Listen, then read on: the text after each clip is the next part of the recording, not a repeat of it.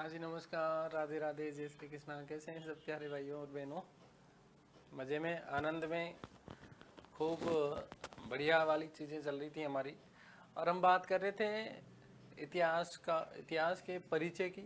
और इसी संदर्भ में हमने बहुत सारी चीज़ें पढ़ी कि इतिहास का वर्गीकरण कितने भागों में किया गया है।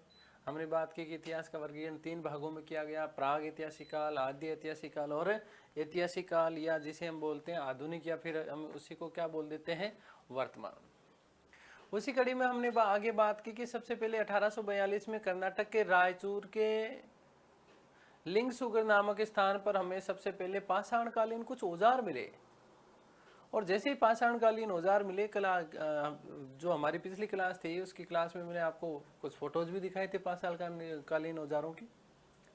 तो जैसे ये औजार मिले तो इतिहासकारों को दिमाग में एक चीज आई कि यार कहीं ना कहीं जो है प्रारंभिक जो समय था वो मानव के लिए बड़ा दुर्भर और कठिन जैसा समय था, और केवल पत्थरों का युग था, केवल पत्थरों का ही युग था। इसलिए संपूर्ण इस कालक्रम को उन्होंने एक नाम दिया, और नाम क्या दिया? पाषाण काल। क्या नाम दिया? पाषाण काल। अब फिर आगे हमने कहा कि पत्थरों की, औजारों की बनावट के आधार पर इस पाषाण काल को आगे फिर जो है 3 भागों में विभाजित कर दिया गया। पाषाण काल को भी आगे कितने भागों में विभाजित किया? 3 भागों में। उनकी हम लोग चर्चा करने वाले हैं, कौन कौन से 3 भाग हैं वो। साथ ही साथ दोस्तों मैंने आप लोगों को यह भी बताया कि किस प्रकार से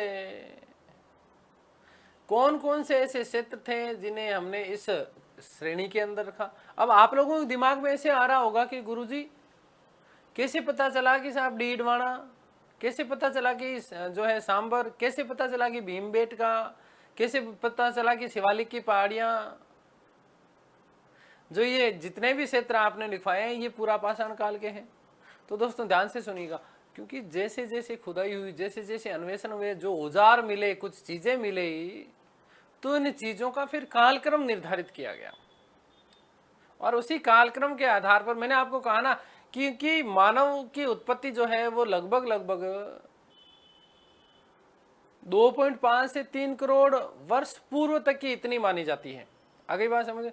तो इस आधार पर कुछ चीजें ये फिक्स कर दी गई, कुछ नियत कर दी गई कि ये जो है ये चीजें, या ये फिर जो यहाँ से जो ये स्थल मिले हैं, ये स्थल वहां से जो औजार मिले, ये औजार उस काल के हैं। तो इस आधार पर इन स्थलों को जो है उस काल के अंदर रख दिया गया। इस प्रकार से इनका क्या कर दिया गया? वर्गीकरण कर दिया। खैर, हम बात कर रहे हैं विशेष रूप से, मैंने आपको कहा कि 3 भाग। नंबर 1 पूरा पाषाण काल।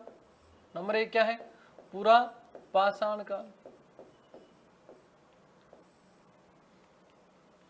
नंबर 2 इसी में हमने कहा मध्य पाषाण काल।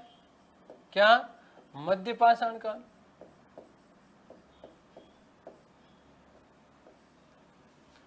और फिर लास्ट में हमने बात कहा कि सबसे जो नया था वो नंबर 3, और वो कौन सा काल था? नवपाषाण काल। कौन सा? नवपाषाण काल। तो ये 3 जो है हमने कालों की बात करी। कौन कौन से? पूरा पाषाण काल, मध्य पाषाण काल और नवपाषाण काल। अब यहां पर हमें विशेष रूप से क्या चीजें ध्यान रखनी है, ध्यान से सुनिएगा। हमने कहा कि आदि मानव की उत्पत्ति, ध्यान से सुनिएगा। जब मैंने आपको थोड़ा सा फ्लैशबैक लेके चल रहा हूं, मैंने आपको इतिहास की बात कही, इतिहास की अवधारणा की बात कही, तब मैंने आपको कहा कि मैंने इसको 3 भागों में बांटा। कौन कौन सा? प्राग ऐतिहासिक काल, दूसरा कौन सा? आद्य ऐतिहासिक काल, और तीसरा मैंने कहा कि ऐतिहासिक या आधुनिक या वर्तमान काल। आगे बात समझ में? इसी में फिर हमने आगे की घटनाओं की बात की, फिर यहाँ पर नाम दिया पाषाण काल। क्या नाम दिया? पाषाण काल। मैंने आपको कहा कि मानव की उत्पत्ति, किसकी भी उत्पत्ति? मानव की उत्पत्ति विशेष रूप से प्राग ऐतिहासिक काल। प्राग ऐतिहासिक काल का भाग क्या है? और अंदर चलते गए पाषाण काल। अब पाषाण काल को भी हमने 3 भागों में बांट दिया। कौन कौन सा? पूरा पाषाण, मध्य पाषाण और नवपाषाण। बात समझ रहे हैं आप लोग?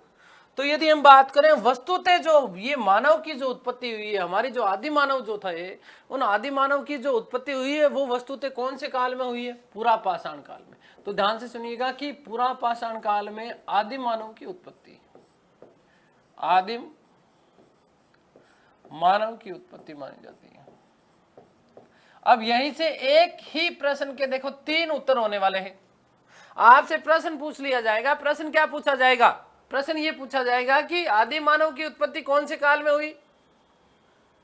एग्जैक्ट जो उत्तर होने वाला है वो क्या है? पूरा पाषाण। हालांकि पूरा पाषाण को भी जो है 3 भागों में बांट दिया गया। निम्न पूरा पाषाण काल, मध्य पूरा पाषाण काल, उच्च पूरा पाषाण काल। तो उसमें भी यदि हम बात करें मूल रूप में, यथार्थ रूप में, इस पाषाण के भी 3 भाग है, पूरा पाषाण के भी, ठीक है ना।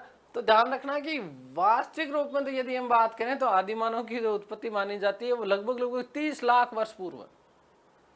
कितने वर्ष? 30 लाख वर्ष पूर्व जो है पूरा पाषाण, उच्च पाषाण की जो हम बात कर रहे हैं, वहां से स्पष्ट रूप से कुछ साक्ष्य ऐसे मिलने प्रारंभ हुए। लेकिन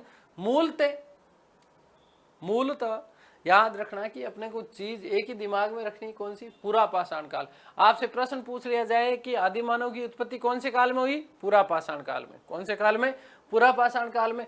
पूरा पाषाण काल यदि आपके ऑप्शन में नहीं है तो आप किसके साथ में जाओगे? पाषाण काल, क्योंकि पाषाण काल का ही तो भाग है पूरा पाषाण काल। यदि पाषाण काल भी आपके ऑप्शन में नहीं है तो किसके साथ जाओगे? प्राग ऐतिहासिक काल के। किसके साथ में? प्राग ऐतिहासिक, क्योंकि प्राग ऐतिहासिक का हिस्सा है पाषाण, पाषाण का हिस्सा है क्या? पूरा पाषाण। बात समझ में आ गई ना? क्लियर है ना? यहां तक किसी को कोई डाउट नहीं होना चाहिए। सीधा सीधा प्रश्न पूछा जाता है कि आदि मानव की उत्पत्ति कौन से काल में? तो यदि सीधा सीधा है प्राग ऐतिहासिक, तब प्राग ऐतिहासिक करना है। यदि पाषाण काल आ जाए तो पाषाण करना है, और पूरा पाषाण आ जाए तो पूरा पाषाण करना है। यदि तीनों एक साथ आ जाए, यदि तीनों ही ऑप्शन एक साथ आ जाए कि आदि मानव की उत्पत्ति कौन से काल में मानी जाती है, वहां पर ऑप्शन आ जाए प्राग ऐतिहासिक काल, पाषाण काल, पूरा पाषाण काल, उस स्थिति में आपको उत्तर क्या देना है? पूरा पाषाण काल। क्या देना है? पूरा पाषाण काल। आ गई बात समझ में? क्लियर हो गई ना? चलिए अब समझिएगा इसको। मैंने अभी कहा कि आदि मानव की उत्पत्ति हुई है कौन से काल में? पूरा पाषाण काल। पूरा पाषाण किसका हिस्सा है? पाषाण का। पाषाण किसका हिस्सा है? प्राग ऐतिहासिक का। इतनी बात आपको क्लियर हो जानी चाहिए। अब देखिएगा, जिस समय आदि मानव की उत्पत्ति हुई उसकी स्थितियां बहुत ज्यादा खराब थी भाई। वर्तमान यदि आधुनिक व्यक्ति की बात करें तो उससे तो हम तुलना कर ही नहीं सकते। उससे तो हम तुलना कर ही नहीं सकते। क्यों नहीं कर सकते? क्योंकि वर्तमान जो मानव है उसकी तो बुद्धि जो है वो अत्यधिक जो है विकसित है। लेकिन जब बच्चा पैदा हुआ है, ध्यान से सुनिएगा, हमने बात, यदि हम बात करते हैं ना कि छोटा सा जो है बच्चा पैदा ही हुआ है, वो वास्तविक रूप में कौन से काल में? पूरा पाषाण काल में। मतलब आदि मानव पैदा ही हुआ है, और जब बच्चा पैदा होता है तो क्या उसे किसी भी प्रकार का बोध होता है? क्या उसे किसी भी प्रकार का नॉलेज होता है? क्या नहीं। वो तो उत्तरोत्तर विकास करता है, एक विकास की सीढ़ी चढ़ता है, और इसी विकास की सीढ़ी के फलस्वरूप आज जो अपना ये आधुनिक स्वरूप आप देख रहे हैं, इस आधुनिक स्वरूप को उसने जो है बहुत लंबे क्रमिक विकास के बाद में उसने प्राप्त किया। मैं कुछ फोटोज दिखाता हूं आपको, ध्यान से सुनिएगा। यहां पर सबसे पहला जो आदि मानव है, सबसे पहला जो आदि मानव है, इस आदि मानव की बात करें तो ध्यान से सुनिएगा। यहां मैंने आपके सामने एक नाम लिखा है, रामापिथिकस। शब्द क्या लिखा है? रामापिथिकस। सबसे पहले राम जी का नाम लेके ही स्टार्ट करना है अपने को, तो ठीक है ना? ध्यान से सुनना। अब यदि हम बात करें तो आदि मानव का विकास जो हुआ था उस कड़ी में सबसे पहला जो व्यक्ति हमारे सामने आया, उस व्यक्ति को नाम दे दिया गया। क्या नाम दिया गया? रामापिथिकस। क्या नाम दिया गया? रामापिथिकस। ठीक है, आ गई बात समझ में? अब यदि इस रामापिथिकस की यदि बात करें तो रामापिथिकस का जो उद्भव माना जाता है वो लगभग 2.5 या 2 करोड़ वर्ष पूर्व, करोड़ वर्ष पूर्व, इतने जो है समय पहले इस प्रकार का मानव था, आदि मानव। समझ रहे हैं आप? चीजें दिख रही है आपको? ये इस प्रकार से यूं बिल्कुल यूं झुका हुआ, ठीक है ना, यूं गर्दन चिपकी हुई, इस प्रकार से जो है आदि मानव की उत्पत्ति। सबसे पहला हम बात करते हैं रामापिथिकस की। किसकी? रामापिथिकस, जो कि लगभग 2.5 करोड़ या 2 करोड़ वर्ष पूर्व माना जाता है। सबसे पहले आदि मानव की उत्पत्ति कहां मानी जाती है? अभी फिर आगे मैं नोट लगा करके आपको लिखूंगा सारी चीजें। तो अफ्रीका महाद्वीप में। कहां पर? अफ्रीका महाद्वीप में जो था इस रामापिथिकस की उत्पत्ति मानी जाती है। रामापिथिकस जो है इसके साक्ष्य हमें भारत से भी मिलते हैं, और भारत से कहां, शिवालिक की पहाड़ियों से साक्ष्य मिलते हैं। शिवालिक की पहाड़ियों, शिवालिक की पहाड़ियां,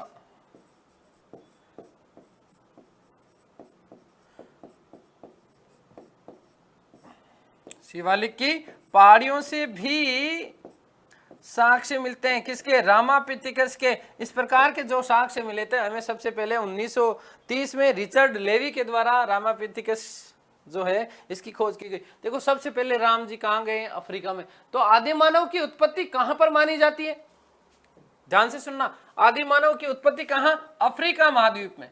कहां पर, अफ्रीका महाद्वीप में मानी जाती है। सबसे पहले अफ्रीका महाद्वीप में। आगे बात समझ में। और सबसे पहला जो आदि मानव था, इस आदि मानव को क्या कहा गया, रामापिथिकस कहा गया। क्या कहा गया, रामापिथिकस। ये वाला जो ये भाग है इस तरीके का। अब मैंने कहा ना एक विकास की क्रम चढ़ी, सीधी चढ़ी। आगे बात समझ में। अब यहां इसी रामापिथिकस और दूसरा ऑस्ट्रेलोपिथिकस, यहां से दो शाखाएं थी, यहां से दो शाखाएं थी। मूल रूप से ध्यान से सुनिएगा, दो शाखाएं थी। एक तो जंगलों के अंदर रह गई और कुछ लोग जंगलों से बाहर निकल गए। कुछ लोग जंगलों से बाहर निकल गए और जंगलों से बाहर निकल के अफ्रीका के ट्रांसवेल में, ध्यान से सुनिएगा, अफ्रीका के ट्रांसवेल नामक स्थान पर जो है ये निवास करने लग गए। अफ्रीका का ट्रांसवेल, अफ्रीका का ट्रांसवेल, ट्रांसवेल प्रांत। और ट्रांसवेल प्रांत में भी मूलतः एक स्थान है जिसका नाम मिलता है टोंग, है ना, टोंग नामक स्थान। यहां से इस प्रकार से हमें जो है ऑस्ट्रेलोपिथिकस के साक्ष्य मिलते हैं। किसके, ऑस्ट्रेलोपिथिकस के। अब यहां तो इसकी हालत बिल्कुल और बिल्कुल, देखो ध्यान से सुनना, बिल्कुल और बिल्कुल हालत जो है आदि जो है वानर की तरह है। किसकी तरह है, वानर के। लेकिन ये थोड़ा सा मानव की प्रतिकृति लिखती है, इसलिए जो है माना जाता है कि सबसे पहले, ध्यान से सुनिएगा, सबसे पहले आदि मानव की उत्पत्ति कहां, अफ्रीका महाद्वीप में मानी जाती है। अफ्रीका महाद्वीप में भी यदि हम बात करें तो ट्रांसवेल प्रांत, टोंग नामक स्थान, यहां से इस प्रकार के जो है कुछ साक्ष्य हमें मिलते हैं। ध्यान से सुनिएगा। और यहां पर 1924 में रेमंड डॉट नामक व्यक्ति थे जिन्होंने इस प्रकार के इसकी कुछ अस्थिपंजर प्राप्त हुए। ऑस्ट्रेलोपिथिकस कहा जाता है। उसके बाद में देखिए उत्तरोत्तर, ये देखिए इसकी स्थिति क्या है, यूं गर्दन चिपकी हुई है। अगला हम यदि बात करें तो कौन सा है, होमो इरेक्टस। क्यों है होमो इरेक्टस, इरेक्ट का मतलब क्या, सीधा, थोड़ा सीधा। आगे बात समझ में। थोड़ी सी गर्दन में यहां देखिएगा, इसकी बनावट में, इसकी शारीरिक बनावट में आपको बहुत सारा फर्क दिखाई दे रहा होगा। तो इस प्रकार से ये थोड़ा सीधा होकर के खड़ा चलने लगा था, थोड़ा सा सीधा होकर के खड़ा चलने लगा था। ये रामापिथिकस केवल और केवल हाथों का ही प्रयोग करता था। ये हाथ पैरों का थोड़ा सा ठीक प्रयोग करना लग गया। ये थोड़ा सा देखो सीधा होकर के चल रहा है। मतलब स्थितियां बहुत भयानक है, दयनीय स्थितियां हैं। आगे बात समझ में। तो इसको क्या कहा गया, होमो इरेक्टस। फिर अगला देखो, इसका अगला जिस प्रतिस्वरूप बदल रहा है कि नहीं बदल रहा है, निएंडरथाल कहलाए। क्या कहलाए, निएंडरथाल या निएंडरथाल। ठीक है। उसके बाद में फिर से ये देखो लगातार इसकी रीढ़ की हड्डी में परिवर्तन हो रहा है, रीढ़ की हड्डी में परिवर्तन हो रहा है। इसी आधार पर देखो यहां पर थोड़ा सा कुछ मिलता जुलता सा है क्रोमोगेनन आधुनिक मानव से। और फिर यदि वास्तव में लास्ट में यदि हम बात करते हैं तो होमोसेपियंस, क्या चीज है, हाँ, ये सारा का सारा आदि मानव की उत्पत्ति, आदि मानव का जो विकास हुआ वो वस्तु से सबसे पहले कहां, अफ्रीका महाद्वीप में। कहां पर, अफ्रीका महाद्वीप में। क्योंकि सबसे पहले ट्रांसवेल नामक प्रांत जो है, यहाँ पर टोंग नामक जो स्थान है, ये यहां से चीजें क्रमिक विकास के रूप में हुई है। तो सबसे पहले आदि मानव की जो उत्पत्ति हुई है वो अफ्रीका महाद्वीप में मानी जाती है। कहां पर मानी जाती है, अफ्रीका महाद्वीप। ये बहुत महत्वपूर्ण प्रश्न बनता है, सीधा सीधा आपका प्रश्न बनता है कि आदिम मानव की उत्पत्ति, किसकी, आदिम मानव की उत्पत्ति कौन से महाद्वीप में हुई, सबसे पहले अफ्रीका महाद्वीप में। कहां पर, अफ्रीका महाद्वीप में। और सबसे पहली बार जो जंगलों से बाहर निकल कर आकर के जिसने निवास करना प्रारंभ किया, जो जंगलों से बाहर निकला, वो कौन सा था, ऑस्ट्रेलोपिथिकस। ये जो शाखा थी ये जंगलों में रही, इसलिए इनका ज्यादा कोई विकास नहीं हुआ, लेकिन धीरे धीरे इन्हीं में से कुछ लोग बाहर निकल करके आए, और बाहर निकल करके आए तो धीरे धीरे क्या हुआ, विकास हुआ। आवश्यकता आविष्कार की जननी है भाई, इस प्रकार से चलता था तो इसको ऐसे लगता होगा कि हाँ धीरे धीरे क्रमिक विकास हुआ। एक देखिए हड्डी भी ये वाली स्थिति भी जो है वो बिल्कुल सुधार होना स्टार्ट हुआ। प्रारंभ में देखो किस प्रकार से है, देखो फिर से तो लगातार एक क्रमिक विकास हुआ। होमोसेपियंस जिसे हम क्या बोलते हैं, आधुनिक मानव, क्या बोलते हैं, आधुनिक मानव। तो आधुनिक मानव जो है, ध्यान से सुनिएगा, उसको क्या कहा जाता है, होमोसेपियंस। और इस आधुनिक मानव की यदि हम बात करें तो ये जो मानव का ये स्वरूप है, ध्यान से सुनिएगा, मानव का ये जो स्वरूप है, ये स्वरूप माना जाता है किसका, कौन से काल में, उच्च पुरापाषाण काल में। ध्यान से सुन लीजिएगा, यहीं पर चीजें समझा रहा हूं आपको। ये वाला जो भाग है इसका, ये वाला जो हिस्सा है, कौन सा, होमोसेपियंस, इस या आधुनिक मानव की हम बात करते हैं तो आधुनिक मानव की जो उत्पत्ति मानी जाती है वो लगभग कौन से काल में, उच्च पुरापाषाण काल में। कौन से में, उच्च पुरापाषाण काल, उच्च पुरापाषाण काल में इसकी उत्पत्ति हुई है। इस तरीके का जो स्वरूप ग्रहण किया ना वो कौन से काल में किया है, उच्च पुरापाषाण काल में। लगभग कितने, 30,000, कितने, 30,000 वर्ष पूर्व जो है ये इस प्रकार की इसकी उत्पत्ति मानी जाती है। तो ध्यान से सुन लेना, सबसे पहले यहीं से प्रश्न आते हैं, बेसिक प्रश्न आते हैं। आप यदि आप यूजीसी नेट की तैयारी कर रहे हो, आप यदि फर्स्ट ग्रेड की तैयारी कर रहे हो, तो आप लोगों को विशेष रूप से ध्यान रखना, आप आरएस की तैयारी कर रहे हो, यूपीएससी आईएएस की तैयारी कर रहे हो ऊपरी की, तो यहाँ से आपके विशेष रूप से प्रश्न बनते हैं। देखिए एक एक चीज मैंने आपको समझा दी। मैंने आपको कहा कि जो है आदिम मानव की उत्पत्ति कौन से काल में मानी जाती है, पुरापाषाण काल में। कौन से काल में, पुरापाषाण को भी हम जो है फिर वर्गीकरण के हिसाब से 3 भागों में विभाजित करते हैं। इतना ज्यादा अपने को डिटेल में नहीं चलना, लेकिन एक दिमाग में कॉन्सेप्ट रखना है। क्या, सबसे पहले निम्न पुरापाषाण, फिर मध्य पुरापाषाण, और फिर क्या, उच्च पुरापाषाण।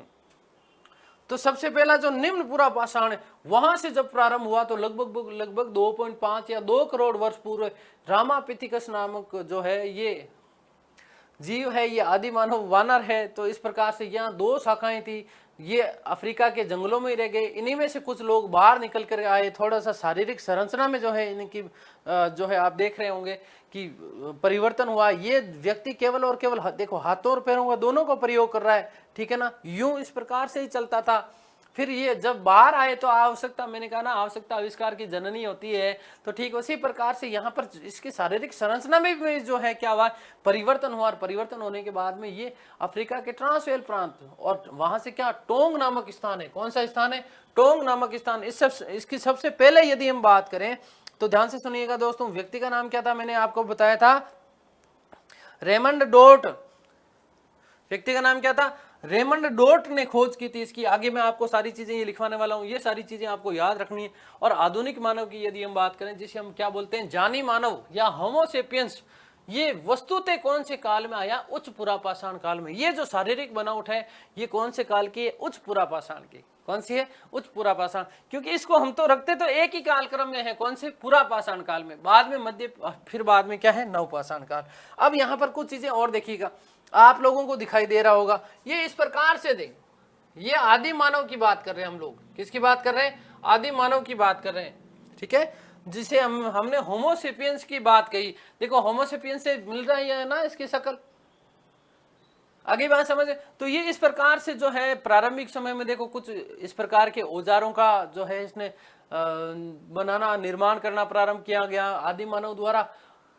प्रथम कौन से औजार का निर्माण किया गया, ये प्रश्न जो है आरएस और यूपीएससी में कई बार पूछ लिया गया, ठीक है ना। अभी हम बात करेंगे हस्त कुठार क्यों बनाया, कैसे बनाया, उसकी भी बात करेंगे, और किस प्रोसेस से उसने हस्त कुठार का निर्माण किया, ये भी हम लोग अभी चर्चा करने वाले हैं।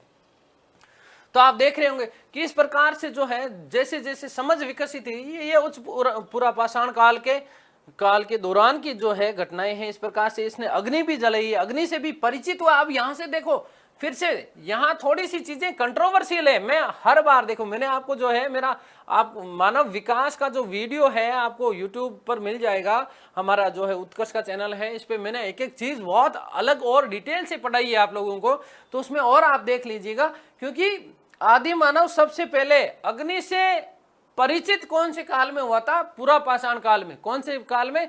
पूरा पाषाण काल में। लेकिन इस अग्नि का व्यापक रूप से उसने प्रयोग, ध्यान से सुनना, व्यापक रूप से प्रयोग जो किया वो कौन से काल में किया है? उसने नवपाषाण काल में। अग्नि का आविष्कार माना जाता है कौन से काल में? नवपाषाण काल में, क्योंकि यही वो काल है जहां से आदि मानव ने इसको जो है अपने जीवन का अभिन्न अंग बना लिया। किसको? अग्नि को। भाई जो जंगल थे, जो झाड़ जंकार थे, उनको बिल्कुल अग्नि के माध्यम से वो साफ करता था, अग्नि के माध्यम से खाना पका करके बिल्कुल व्यवस्थित रूप से। क्योंकि मृद भांड हम बात करेंगे, देखो ध्यान से सुनना, हम बात करेंगे, हमने कल की क्लास में आपको कुछ वीडियो जो है फोटोज भी मैंने आपको दिखाए थे नवपाषाण काल के, जिसमें मैंने आपको मृद भांड दिखाए थे।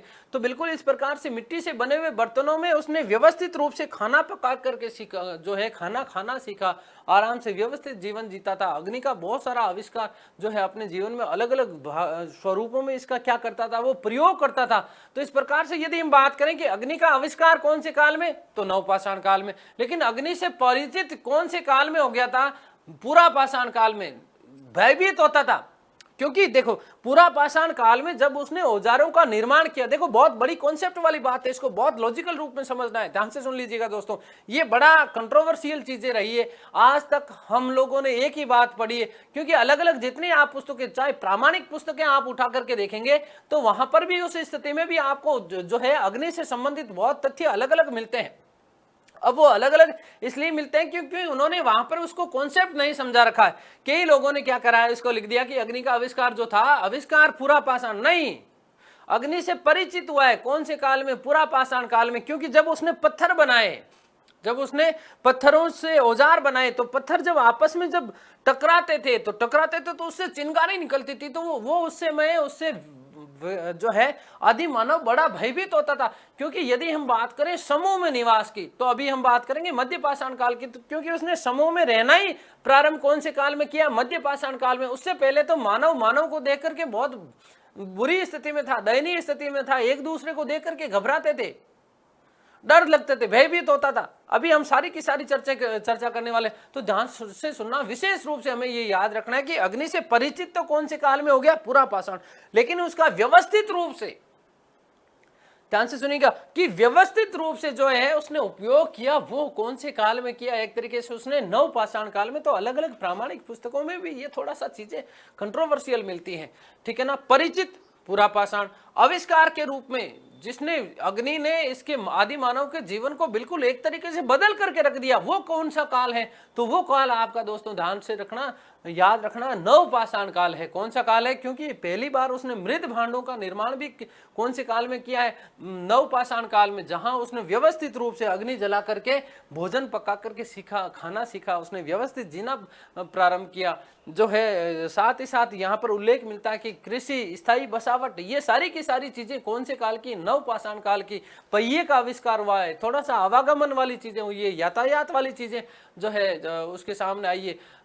तांबे की जो धातु थी, ताम्र धातु, इसका भी प्रयोग इसने कौन से काल में?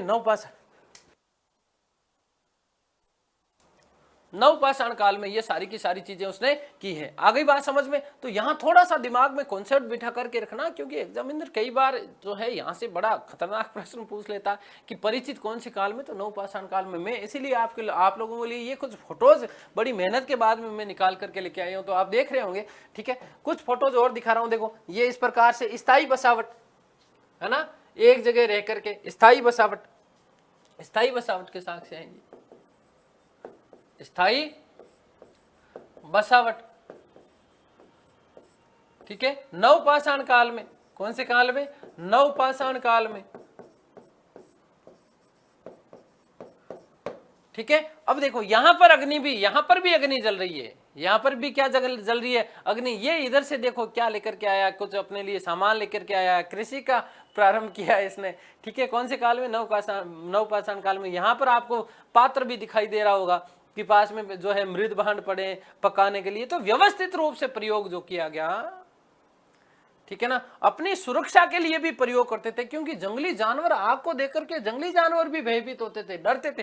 तो विशेष रूप से जो है ये आपको स्मरणीय तथ्य है, याद रखने वाला तथ्य है, लॉजिकल चीज है, कॉन्सेप्चुअल चीज है। इसको मैंने आपको बहुत अच्छे से क्लियर करवा दिया कि परिचित तो पाषाण काल में, पूरा पाषाण काल में, लेकिन व्यवस्थित रूप से इसका उपयोग कब किया है। देखो नव पाषाण काल में आपको पास में ये नदी भी दिखाई दे रही होगी, ठीक है ना, दिख रही है ना। तो यहां पर भी ये विशेष रूप से ध्यान रखना कि नदी के किनारे थोड़ा सा उसने स्थायी बसावट करने का प्रयास किया, ठीक है ना। ये देखो, ये यहाँ देखो पत्थर से, ये इस वाले व्यक्ति को आप यदि देखोगे तो इसके हाथ में आपको पत्थर दिखाई दे रहा होगा, दिख रहा है, यस और नो। ये वाला देखो, ये भाग देखो, ठीक है ना, औजारों का निर्माण कर रहा है, थोड़ा सा व्यवस्थित जीवन दिख रहा है। यहाँ कुछ बिछाने के लिए भी है, अंदर स्त्री भी है, एक तरीके से मतलब समूह में रहना प्रारंभ कर दिया, व्यवस्थित रूप से, थोड़ा सा व्यवस्थित जीवन है, ठीक है ना। आधुनिक मानव जैसा दिख रहा है ना आपको, होमोसेपियंस वाली स्थिति। तो ये कौन से काल की है, ये वस्तुतः नव पाषाण काल की। दोस्तों आ गई बात समझ में, क्लियर है ना, इसीलिए मैंने आपको ये इतनी सारी चीजें बताई है। अगला देखो, ये इस प्रकार से, ये बहुत भयानक वाली, ये मध्य पाषाण काल का समूह है ना, जहां उसने सबसे पहले देखो कोई स्थायी बसावट नहीं है, लेकिन समूह में है। ये मानव को कहां, किस में है, समूह निवास, समूह में निवास, ठीक है ना। स्थायी बसावट नहीं है, लेकिन समूह में निवास कर रहा है। कौन से काल में, मध्य पाषाण काल में। इसके पास में यहां पर भी अग्नि है, ठीक है ना। तो एक तरीके से ये है जो जंगली जानवरों से रक्षा करने के लिए भी काम आता है, कहता था। बहुत देखिए किस प्रकार की स्थितियां यहाँ देखिए ना, इसका ये आप ये वाला हिस्सा आप यदि देख पा रहे हैं बिल्कुल स्पष्ट, यदि आप लोगों को है तो इसको देखिएगा, इस भाग को बिल्कुल यूं चिपका हुआ सा है, ठीक है ना।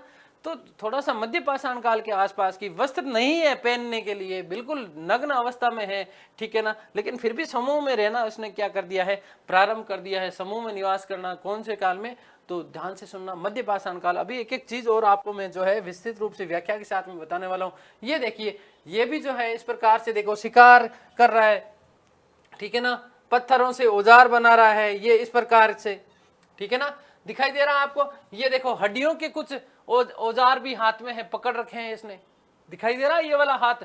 और इधर देखो, ये किसी न हिरण को मार करके लेके आया पूरा का पूरा।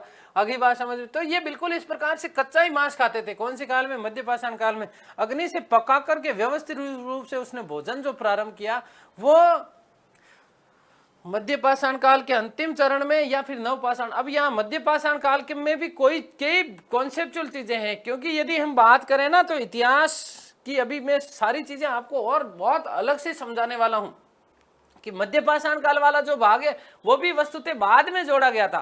क्यों जोड़ा गया, कैसे जोड़ा गया, अभी बात करेंगे, ठीक है। तो ये इस प्रकार से चीजें आप लोगों को दिखाई दे रही होगी, देखो है ना, समझ में आ रही है सारी चीजें। ये देखो केवल और केवल पत्थर हैं, पूरा पत्थरों के अलावा, यह पीछे पहाड़ियां हैं, इसके अलावा कुछ आप लोगों को दिखाई नहीं दे रहा है। तो ये पूरा का पूरा जो काल है वो काल ही क्या है, पाषाण काल कहलाया। क्या कहलाया, पाषाण काल। अब देखो हमने बात करी थी पूरा पाषाण काल में इसने सबसे पहले आदि मानव ने जो है हस्त कुठार, कौन सा औजार बनाया। तो ध्यान से सुनना, ये प्रश्न यूपीएससी में कई बार पूछ लिया गया, और आरएस में भी जो है आप 2010 का यदि प्रश्न पत्र उठा करके देखेंगे तो वहां से वहां पर भी इस प्रश्न को पूछा गया। अभी पिछले फर्स्ट ग्रेड में भी इसको प्रश्न को पूछा गया कि आदिम मानव ने सबसे पहले किस औजार का निर्माण किया। तो हस्त कुठार। मैं आपको कल की क्लास में जो है बता चुका हूं, हमारी पिछली जो क्लास हुई थी इसमें कि जो है किस प्रकार के औजारों का निर्माण किया जाता था। तो देखो ध्यान से सुनना, ये प्रश्न बड़ा सबसे महत्वपूर्ण प्रश्न बनता है कि आदिम मानव द्वारा सर्वप्रथम हस्त कुठार, या इसी को हमने क्या बोल दिया, हैंड एक्स,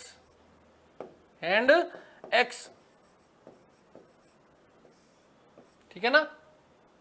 हैंड एक्स का मतलब कुल्हाड़ी होता ना, ठीक है ना। हैंड एक्स नामक औजार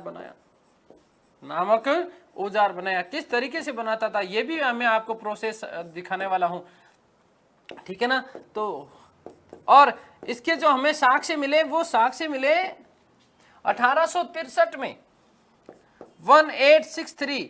और कहां से? कर्नाटक के पल्लवरम नामक स्थान से। कर्नाटक के पल्लवरम नामक स्थान से, पल्लवरम नामक स्थान से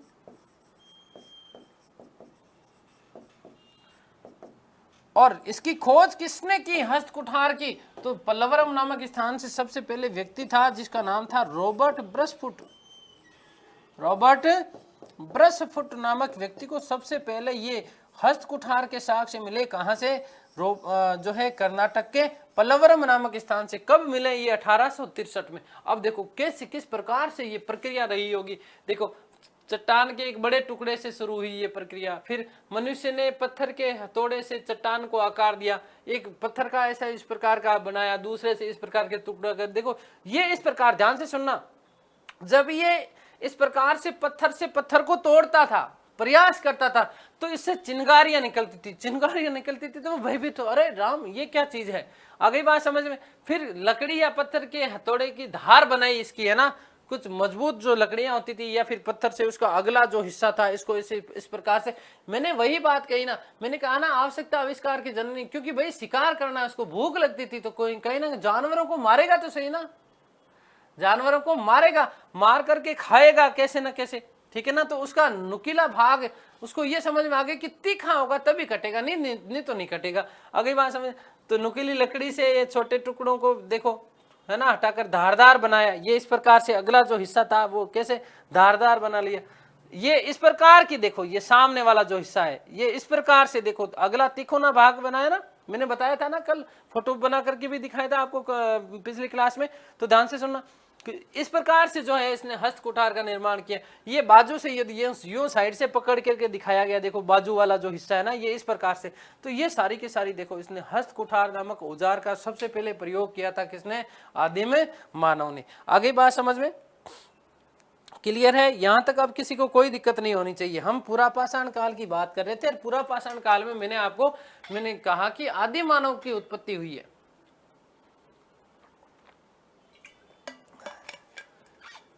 किसकी उत्पत्ति हुई है? आदिम मानव की उत्पत्ति। चलिए अब एक एक चीज हम लोग बहुत अच्छे से डिटेल से पढ़ने वाले हैं। उम्मीद करता हूं कि सारी चीजें आपको समझ में आ गई होगी किस प्रकार से मानव का विकास हुआ है। तो आदिम मानव की उत्पत्ति सबसे पहले कहाँ? अफ्रीका महाद्वीप में, है ना। और अफ्रीका महाद्वीप में जो बाहर विशेष रूप से जो व्यक्ति निकल के आया ना, उस व्यक्ति को हमने नाम क्या दिया था? ऑस्ट्रेलोपिथिकस।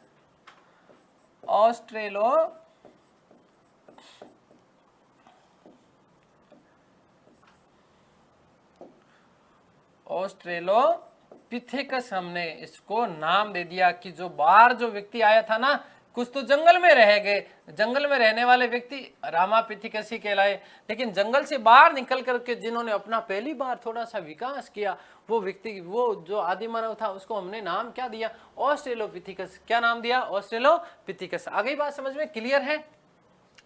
तो दोस्तों अब आगे हम बात करते हैं। देखो आदि मानव की उत्पत्ति हुई है, इसका मतलब क्या हुआ कि बच्चा अभी अभी पैदा ही हुआ है, अभी ताजा ताजा फूल खिला है। और मैंने कहा ना, देखो अपने घर में भी छोटा बच्चा होगा, आप उस छोटे बच्चे को देखते हैं, जब वो उस बच्चे का जन्म होता है तो छोटा सा ही होता है ना भाई, छोटा सा ही होता है। हम भी तो बिल्कुल ऐसे ही छोटे से ही थे।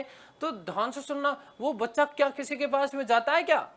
उसकी स्थितियां बड़ी दयनीय होती है। दयनीय कैसी होती है? एक ही जगह सुसु कर देगा, एक ही जगह पोटी कर देगा, कई बार जो है उसमें छपाक छई भी कर लेता है। भाई अबोध है बालक, क्या है? अबोध, जिसको किसी भी प्रकार का बोध नहीं हो, जिसे किसी भी प्रकार का ज्ञान नहीं हो, वो क्या बालक? कैसा बालक? अबोध बालक।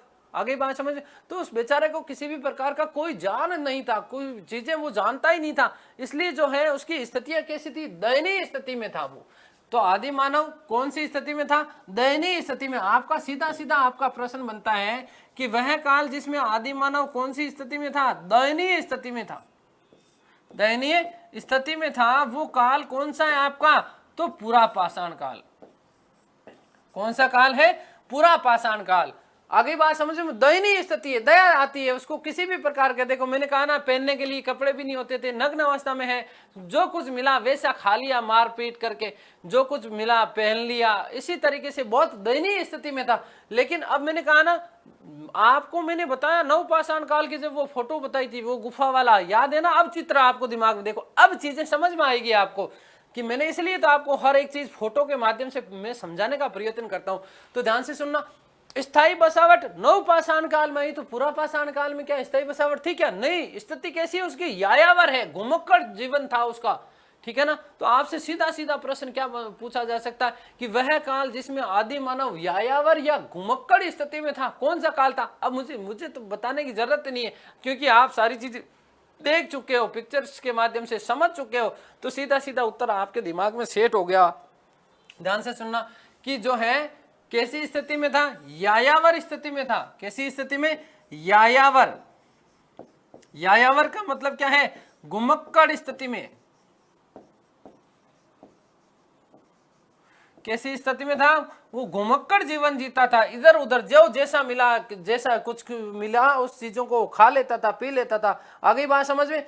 अब ध्यान से सुनना, मैंने आपको कहा ना, देखो छोटा सा जब बच्चा पैदा होता तो उसे किसी भी प्रकार का बोध नहीं होता, किसी भी प्रकार का नॉलेज नहीं होता, बड़ी दया आती है उसको देख करके, है ना। आगे बात समझ में? और क्या बच्चा एक जगह टिकता है? नहीं टिकता है। इसलिए क्योंकि कभी तो कहीं, कभी कहीं, कभी पलंग के नीचे चला जाएगा, कभी कहीं चला जाएगा, कभी कहीं चला जाएगा। और मम्मी सबसे ज्यादा परेशान होती है बेचारी जीव, माँ से बड़ा तो इस सृष्टि में कुछ है ही नहीं। अरे मेरा बच्चा कहाँ गया, मेरा बच्चा कहाँ गया, क्योंकि वो तो इधर उधर घूमता फिरता है, कभी कहीं चला जाएगा, कभी इस कोने में, कभी उस कोने में। आगे बात समझ में? तो इसकी स्थिति कैसी है? यायावर स्थिति है। कैसी स्थिति है? यायावर। इसी को हम क्या बोलते हैं? घुमक्कड़। लेकिन एक बात मुझे बताइए, जब बच्चा पैदा होता है तो क्या उसे भूख लगती है? यस और नो? लगती है ना भूख। और भूख लगती है तो वो कुछ ना कुछ खाएगा, और खाएगा तो ये बच्चा क्या खाएगा? शिकार करेगा। क्या करेगा? शिकार करेगा। आई बात समझ में? क्या करेगा? शिकार करेगा। उसको भूख तो भाई सबको लगती है, और शिकार करने के लिए किस चीज की जरूरत पड़ती है? औजार की। शिकार करने के लिए किस चीज की जरूरत पड़ती है? औजार की। अभी अभी मैंने आपको बताया कि औजार बनाया, कैसे बनाया? हस्त कुठार। आगे बात समझ में? तो शिकार करने के लिए उसको किसकी जरूरत पड़ी? औजार की जरूरत पड़ी। और औजार की जरूरत पड़ी तो उसने सबसे पहला कौन सा औजार बनाया? हस्त कुठार। और हस्त कुठार के साक्ष्य हमें कहां से मिलते हैं? ये देखो मैंने आपको बता दिया, इस प्रकार से औजार निर्माण किया उसने सबसे पहले आदि मानव द्वारा। देखो कौन सा औजार बनाया गया? हस्त कुठार। इसी को हमने क्या बोल दिया? हैंड एक्स, मतलब पाषाण कुल्हाड़ी या हाथ की कुल्हाड़ी। हैंड का मतलब क्या? हाथ। एक्स का मतलब क्या? कुल्हाड़ी। और इस प्रकार से, इस प्रकार हैंड कुल्हाड़ी या हैंड एक्स के साक्ष्य हमें कहां से मिलते हैं? कर्नाटक से मिलते हैं।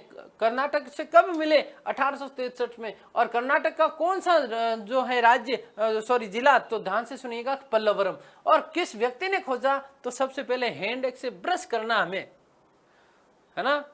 क्या करना है? ब्रश। तो ब्रश फुट याद हो जाएगा ना। आप तो दिमाग में याद रखना कि हम जब सुबह सुबह उठ करके जब मंजन कर रहे हैं, कुल्ला कर रहे हैं, दातुन कर रहे हैं ना, तो आप हाथ में जो ब्रश पकड़ते हैं ना, आप उसको ऐसे सोच लेना, ये ब्रश नहीं है, ये ब्रश फुट है, और मैं कुल्हाड़ी से कुल्ला कर रहा हूँ। सोच लेना, सोचने में क्या जा रहा है? माना कि, तो और जैसे ही मानेंगे तो हमारे 2 नंबर आ जाएंगे। बस ये प्रश्न कई बार, हजारों बार ये प्रश्न पूछा जाता है कि सबसे पहले जो है हस्त कुठार की खोज किसने की? तो रॉबर्ट ब्रशफुट ने। किसने? रॉबर्ट ब्रशफुट ने। आगे बात समझ में क्लियर हो गई ना? अब देखो बस, तो यायावर स्थिति है, क्या करेगा? शिकार करेगा। क्या करेगा? यायावर स्थिति है तो क्या करेगा? शिकार करेगा। तो आदि मानव केवल और केवल शिकार के माध्यम से, वह काल जिसमें आदि मानव केवल और केवल क्या करता था? शिकार करता था। कौन सा काल है? तो आपको याद रखना है, पुरापाषाण काल है। कौन सा काल है? पुरापाषाण। और शिकार करने के लिए उसने किसका निर्माण किया? औजार का निर्माण किया। शिकार करने के लिए किसका निर्माण किया? औजारों का निर्माण किया। औजार बनाया तो उसने कौन सा बनाया? हस्त कुठार बनाया। क्या बनाया? हस्त कुठार, हैंड एक्स जिसे हमने कहा। अभी अभी मैंने आप लोगों को सारी चीजें क्लियर करवा दी कि किस प्रकार से हैंड एक्स के हमें साक्ष्य मिलते हैं। आगे बात समझ में क्लियर है दोस्तों? तो ध्यान से सुनिएगा, शिकार करने के लिए उसने औजारों की जरूरत पड़ी। औजार क्या बनाया? हस्त कुठार। क्या बनाया?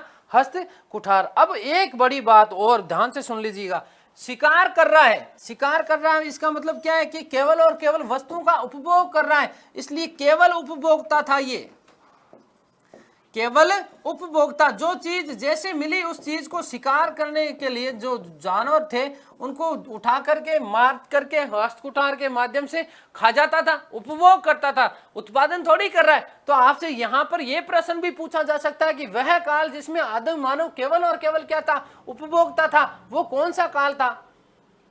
कौन सा काल था बताओ मुझे जल्दी से। पूरा पाषाण काल। कौन सा काल? चीजें क्लियर हो रही ना अब यहां से आगे बात समझ। तो केवल और केवल क्या है? उपभोक्ता है। केवल और केवल क्या है?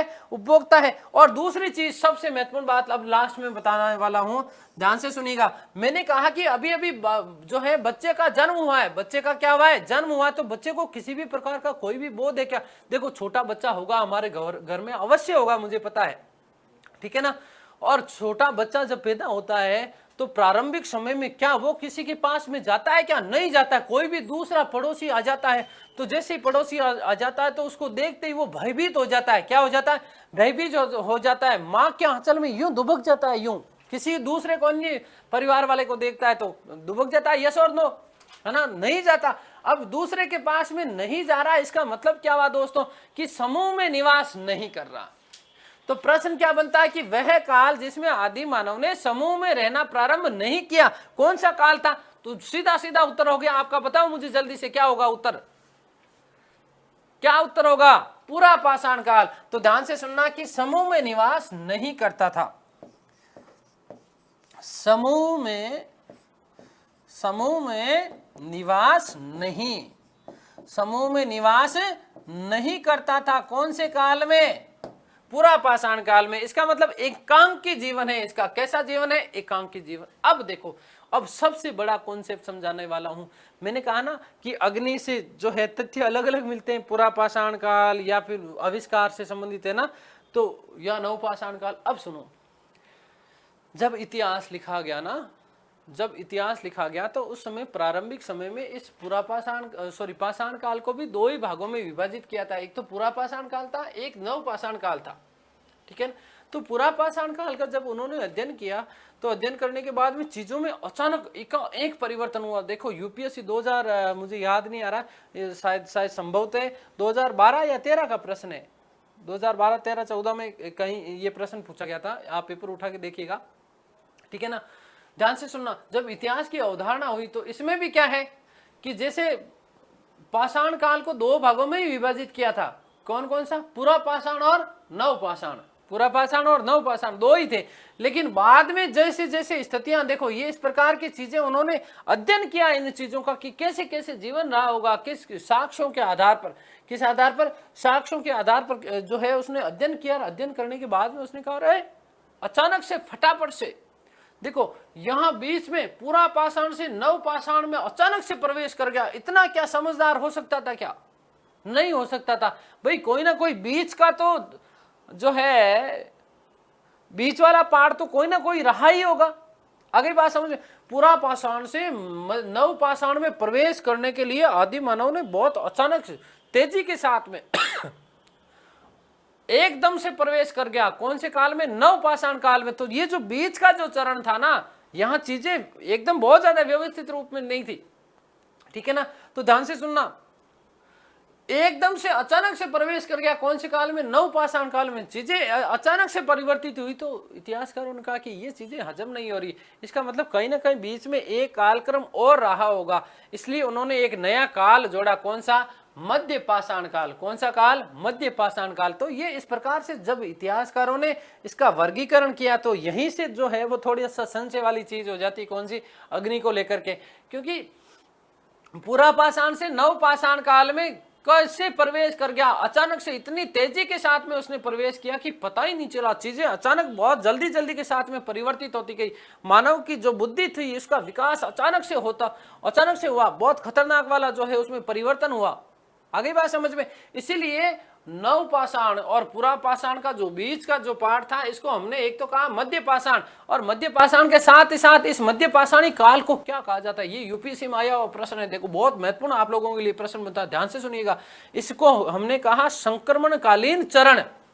ये प्रश्न हजारों बार पूछा जा चुका है कि भारतीय इतिहास का संक्रमणकालीन चरण कौन सा कहा जाता है। संक्रमण का मतलब कहां क्या चीज है, जहां चीजें तेजी के साथ में परिवर्तित होती हो, जहां चीजें तेजी के साथ में परिवर्तित होती हो, वो काल कौन सा काल कहलाता है, हमारा संक्रमणकालीन चरण कहलाता है। क्या कहलाता है, संक्रमणकालीन चरण।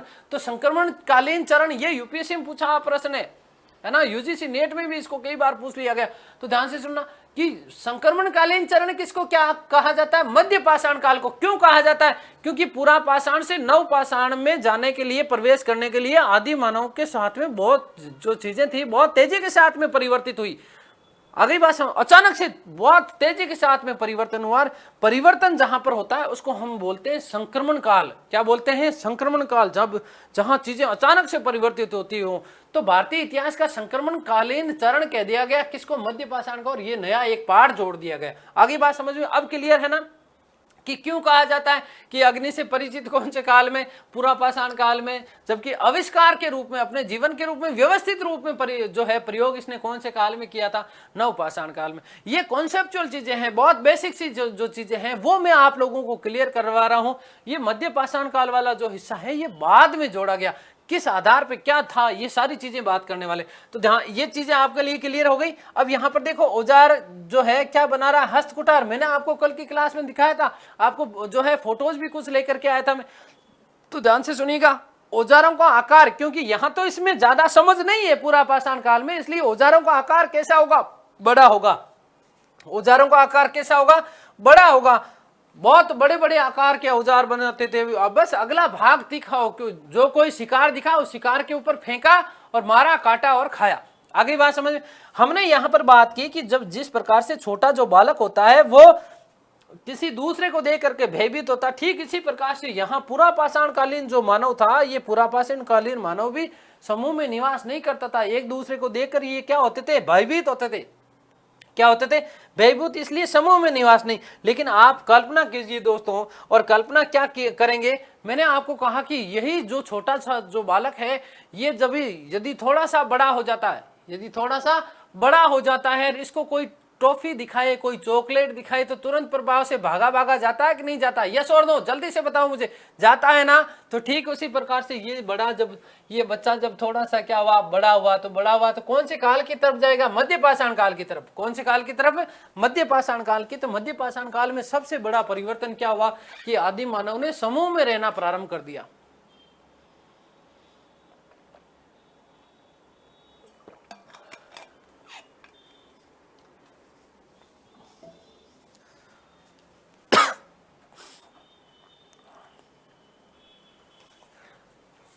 आदि मानव ने पहला परिवर्तन क्या है, समूह में रहना प्रारंभ, समूह में रहना क्या किया है, प्रारंभ किया।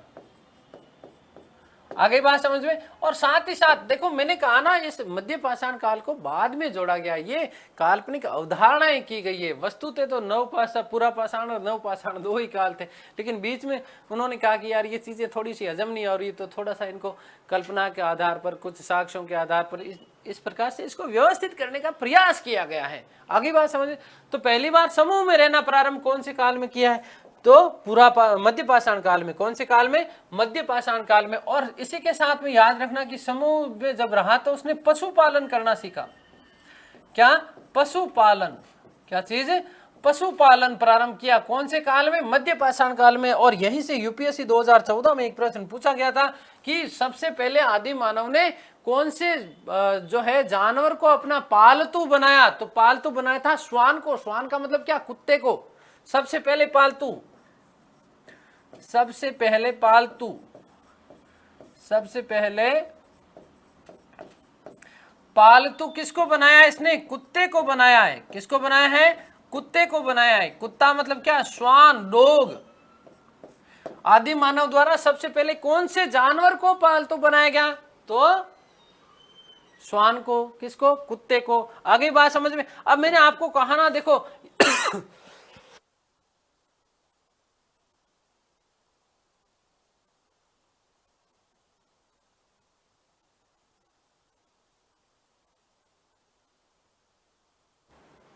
ध्यान से सुनना, पशुपालन, पशुपालन में सबसे पहले पालतू किसको बनाया, कुत्ते को पालतू बनाया। आगे बात समझ में, इतनी बात क्लियर है। अब दूसरी चीज यदि यहां से यहां बात करें तो सबसे बड़ा जो परिवर्तन हो रहा है ना, परिवर्तन क्या हो रहा है, देखो अभी भी उसकी स्थिति तो यायावरी है।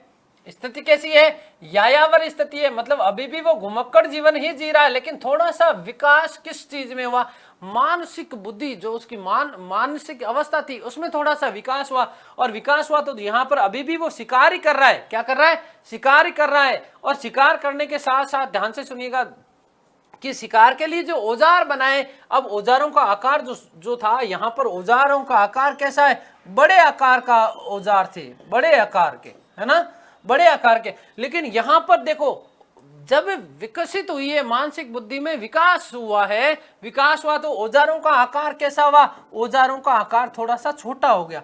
औजारों का आकार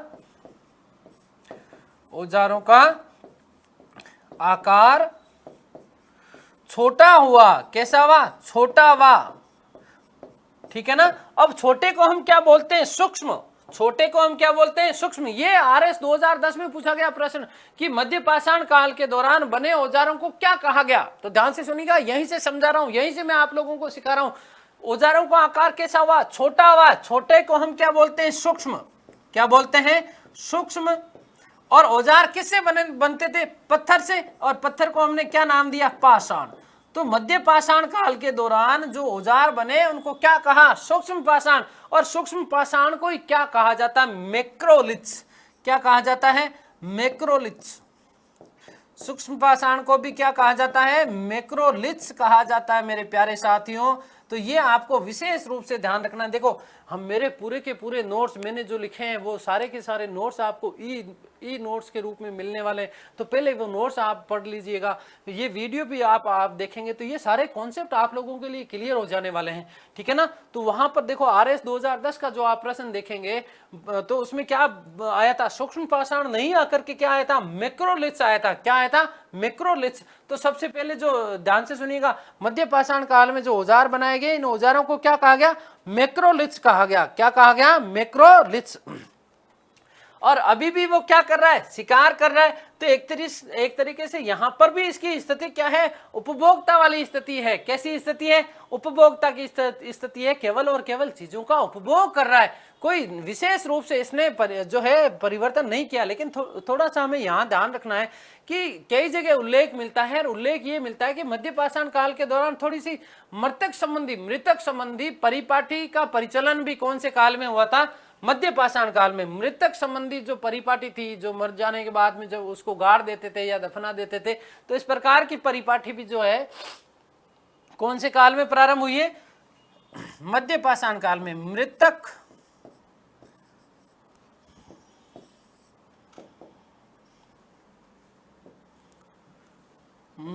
संबंधी परिपाटी, मृतक संस्कार बोल देते हम लोग, है ना। परिपाटी से आप और कंफ्यूज हो जाएंगे। मृतक संस्कार जो है सबसे पहले कौन से काल के दौरान, मध्य पाषाण काल के दौरान जो है उनको दफनाना, इस प्रकार की चीजों का उल्लेख मिलता है। कौन से काल में, मध्य पाषाण काल में। कौन से काल में, मध्य पाषाण काल में। इतनी बात क्लियर हो गई है आप लोगों की, यस और नो।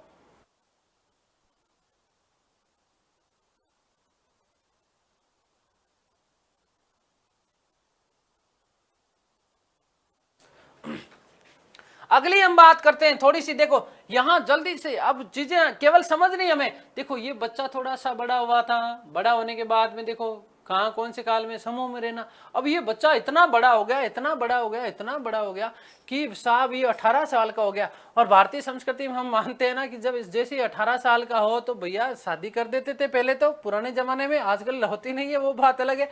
तो ध्यान से सुनना। और जैसे ही शादी होती तो नया जीवन प्रारंभ हो जाता है। कैसा, नया जीवन। और देखो इसकी बच्चे की शादी होगी तो नया जीवन कौन सा प्रारंभ होगा, नव पाषाण काल। कौन सा प्रारंभ होगा, नव पाषाण काल। और देखो मानसिकता कैसी भारतीय लोगों की, पहले शादी का लड्डू खाए वो भी पछताए, जो ना खाए वो भी पछताए वाली स्थिति है ना। आगे बात समझ में, कई बार हम मानते हैं ना, अब हम पूछ लेते हैं और नया नया ब्याह हुआ कैसा लग रहा है, तो और वो बोलता है भाई काय का कैसा लग रहा है, पहले से बेरोजगार था, नया नया ब्याह हो गया, मेरे तो जीवन में लाय लग गई, आग लग गई, मेरे जीवन में क्या लग गई, आग लगी। अरे भाई आग कैसे लग गई, क्योंकि जैसे ही शादी होती है पत्नी साहिबा की क्या होती है, डिमांड स्टार्ट हो जाती है। क्या हो जाती है, डिमांड स्टार्ट। तो ध्यान से सुनो, वो क्या कहता है बेचारा ऐसे ही कि आग लगी, तो आग का आविष्कार कौन से काल में? नवपाषाण काल में। आग का आविष्कार व्यवस्थित रूप से प्रयोग इसने कौन से काल में किया है? नवपाषाण काल में। अब यहीं पर एक बात स्टार बना करके लिख रहा हूं कि आग से सबसे पहले परिचित, आग से परिचित। अब मुझे नहीं लगता कि इसको कभी भी आपके दिमाग में कंफ्यूजन रहेगा इस चीज को लेकर के। आग से परिचित कौन से काल में? पूरा पाषाण काल में। लेकिन वस्तुतः व्यवस्थित रूप से इसका उपयोग कौन से काल में किया है? नवपाषाण काल में। आ गई बात समझ में? तो आग का आविष्कार कौन से काल में हुआ? नवपाषाण काल। मैंने कहा ना, पत्नी आई तो डिमांड स्टार्ट होगी। डिमांड स्टार्ट, पहली डिमांड क्या? देखो यहां पर स्थिति क्या है इसकी? यायावर स्थिति है, घुमक्कड़। यहां पर भी स्थिति क्या है? यायावर। क्या है? यायावर स्थिति है। तो पत्नी साहिबा ने पहली बात कही, देख ऐसा है भाई, तेरे को रहना है तो एक जगह टिक करके रहे, नहीं तो मैं तो मायके चली जाऊंगी। अब मुझे बताओ, पत्नी इस तरीके की डिमांड करेगी तो पति देव को तो मानना ही पड़ेगा। तो इसलिए बसावट कैसी हो गई है? स्थायी बसावट कौन से काल में आई है? स्थायी बसावट कौन से काल की देन है? स्थायी बसावट नवपाषाण काल की है। कौन से काल की है? नवपाषाण काल की। और दोस्तों ध्यान से सुनना, सबसे पहले यदि हम स्थायी बसावट की बात करते हैं तो स्थायी बसावट का जो है हमें उल्लेख मिलता है मेहरगढ़ पाकिस्तान से साक्ष्य मिलते हैं हमें। साक्ष्य, स्थायी बसावट के साक्ष्य कहां से मिलते हैं? ये प्रश्न अभी फर्स्ट ग्रेड में पूछा गया। साक्ष्य कहां से मिलते हैं? मेहरगढ़ से मिलते हैं। कहां से मिलते हैं? मेहरगढ़ से साक्ष्य मिलते हैं। मेहरगढ़ कहां पर? आपका पाकिस्तान में। कहां पर? पाकिस्तान में। मेहरगढ़ पाकिस्तान से हमें स्थायी बसावट के साक्ष्य मिलते हैं। किसके साक्ष्य मिलते हैं? स्थायी बसावट के। आ गई बात समझ में? अगली बात कर लेते हैं, अगली हम चर्चा करते हैं। अब देखो, बसावट यदि व्यक्ति की स्थायी हो रही है तो इसका मतलब देखो, एक जगह टिक करके रहेगा तो भैया क्या करेगा? खेती बाड़ी करनी पड़ेगी। क्या करनी पड़ेगी? खेती बाड़ी करनी पड़ेगी। तो ध्यान से सुनना, कृषि क्या चीज है?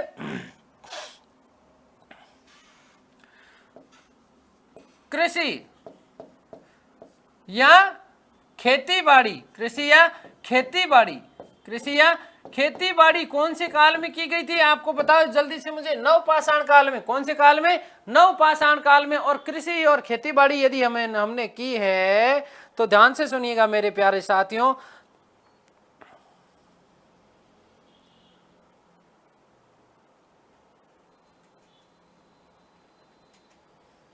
कृषि और खेती बाड़ी यदि की है तो क्या करेगा ये भाई?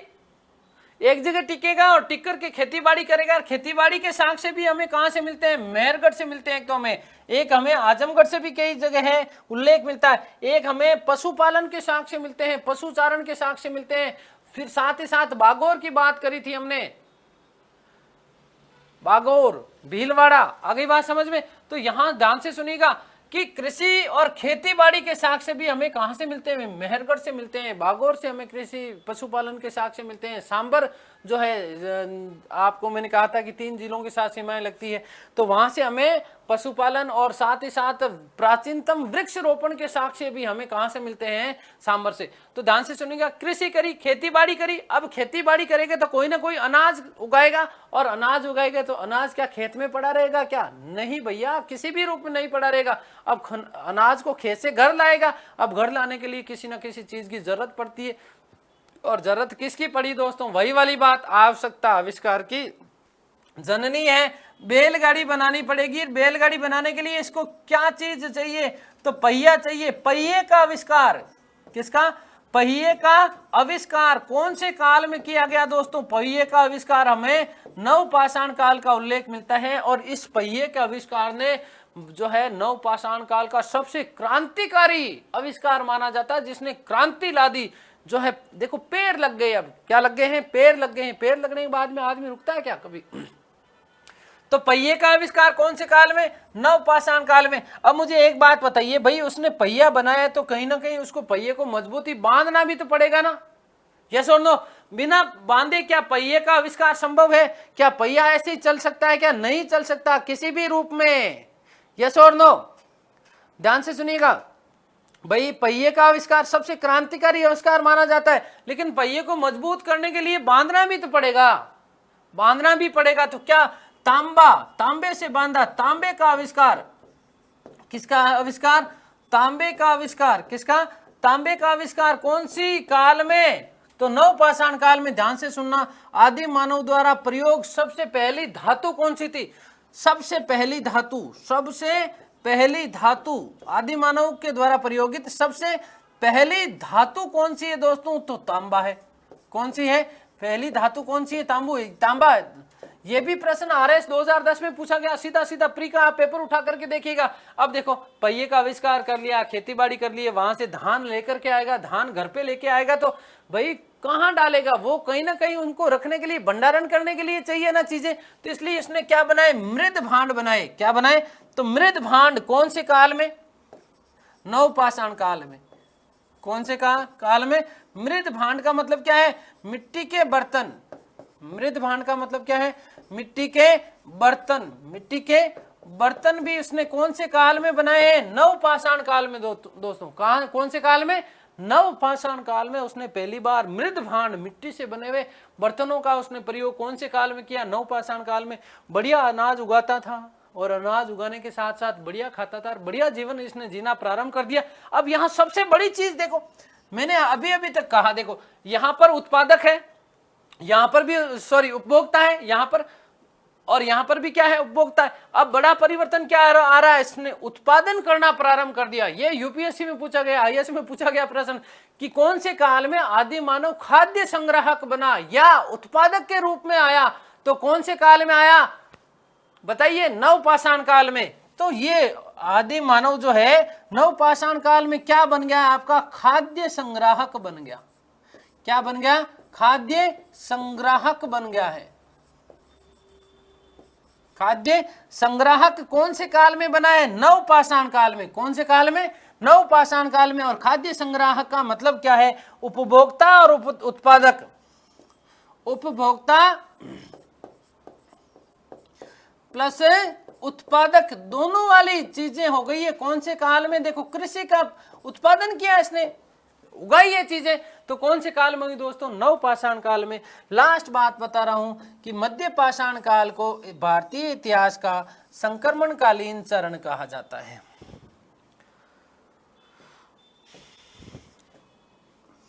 भारतीय इतिहास का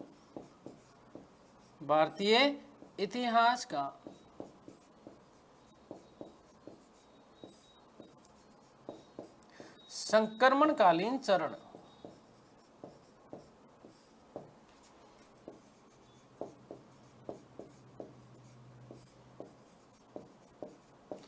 कौन सा काल है? मध्य पाषाण काल। कौन सा काल?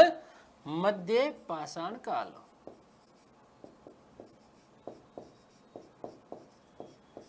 आगे बात समझ में क्लियर हो गया ना? तो ये हमने तीनों कालों को जो है थोड़ा सा विशेष व्याख्या के साथ में हमने दोस्तों बात कर लिए। उम्मीद करता हूँ कि आपको चीज़ें समझ में आई होंगी। किसी भी प्रकार का कोई भी डाउट आपके अब मन में नहीं रहा होगा। यदि फिर भी कोई संशय रहे तो हम हर वीक में आपकी जो है, मैं आप लोगों के साथ में लाइव जुड़ करके रूबरू होने वाला हूं हर सप्ते। और जहां पर आपके किसी भी प्रकार का कोई भी जो संशय होगा उसको हम लोग रहने नहीं देंगे। उम्मीद करता हूं कि ये चीज़ें आपको समझ में आई होगी।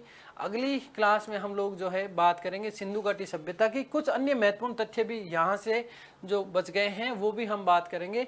तो तब तक के लिए आप सभी को धन्यवाद। नमस्कार।